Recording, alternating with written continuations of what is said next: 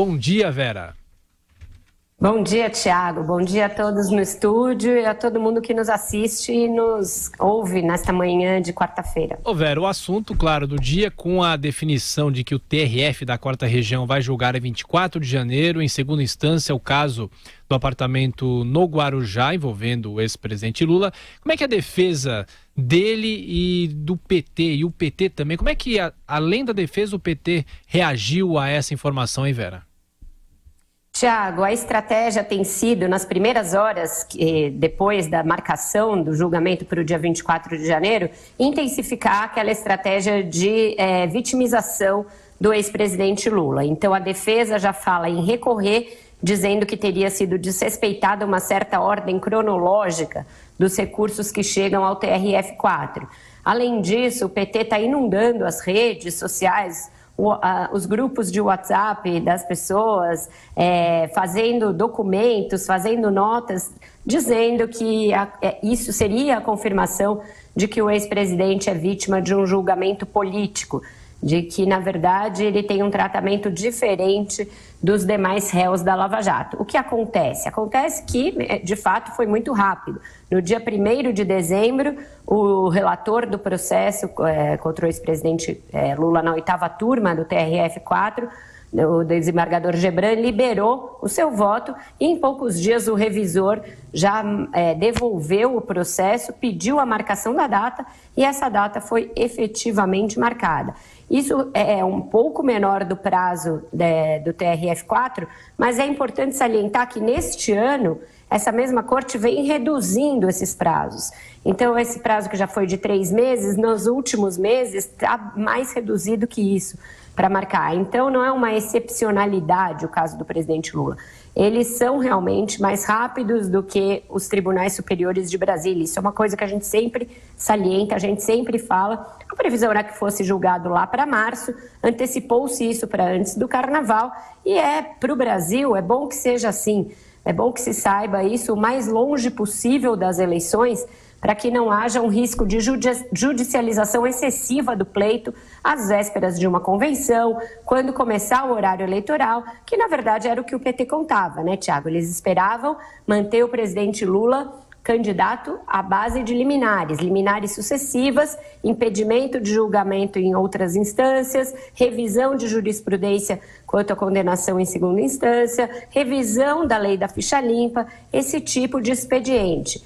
Com a marcação do julgamento para um prazo razoável, longe da eleição, o TRF4 mais ou menos se vacina para essas possibilidades de recursos infinitas que a defesa do ex-presidente Lula queria interpor.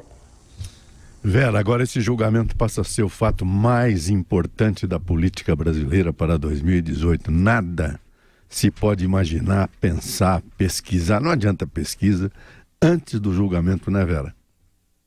Exatamente, Joseval. Eu tenho dito isso nas palestras que eu tenho preferido, escrito isso nas colunas, que não existe nenhum outro fato político e jurídico e judicial tão importante quanto esse julgamento. A eleição é uma, com o Lula na cédula, por assim dizer, e outra sem ele. Isso muda a movimentação dos demais candidatos, muda a percepção do eleitorado, a meu ver, muda inclusive a disposição da eleição, se haverá muitos candidatos ou uma concentração desses candidatos para postular uma vaga à presidência.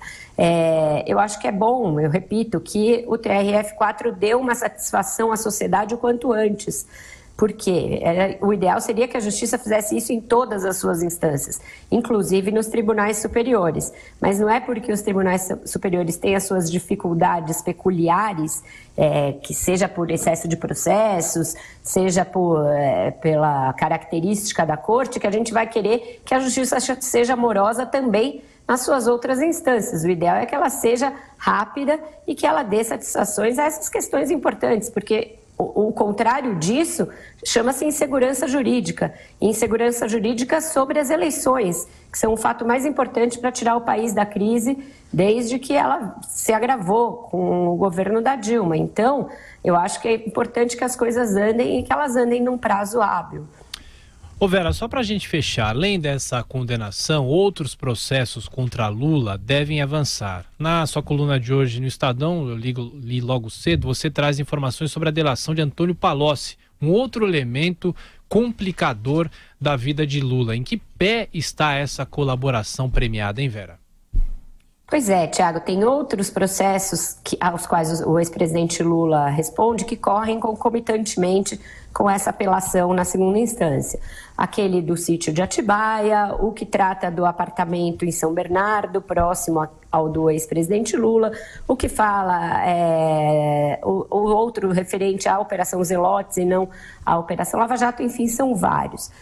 A delação do ex-ministro Antônio Palocci permeia esses vários processos. Ela teria informações a prestar nos vários processos aos quais o ex-presidente Lula responde.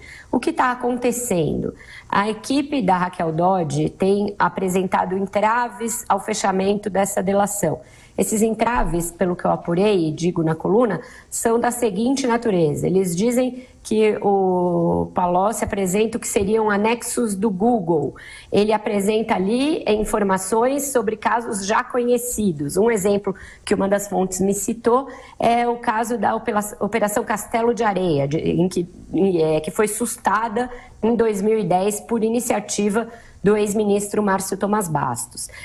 O Palocci fala disso, confirma que houve uma iniciativa política e diz que Tomás Bastos transferiu propina a ministros, inclusive do STJ, o César Asfor Rocha e outras informações do gênero. O que os procuradores dizem? Que isso já era mais ou menos sabido, mas não se tem ainda prova de corroboração, prova material de que isso ocorreu. E que isso aconteceria com outras informações prestadas pelo ex-ministro Antônio Palocci. O que a defesa do Palocci tenta fazer para driblar isso que eles avaliam que é uma dificuldade adicional interposta pelo Ministério Público de Brasília é fechar um acordo por Curitiba, um acordo com a Força-Tarefa da Lava Jato em Curitiba. Isso porque Palocci falaria principalmente de pessoas que não têm foro privilegiado. Então, essa segunda tentativa seria excluir da delação quem tem o foro privilegiado e fechar o acordo diretamente com Curitiba, sem precisar da homologação do Supremo, sem precisar passar pelo Ministério Público Federal, pelo grupo de trabalho da Procuradora-Geral Raquel Dodge. Vamos ver se as coisas vão avançar dessa maneira. E logo mais às 5 da tarde estaremos acompanhando o 3 em 1 com a Vera Magalhães, o Patrick Santos, o Carlos Andreas e o Marcelo Madureira. Vera, bom dia de trabalho para você, até mais tarde. Bom trabalho para vocês e até mais tarde.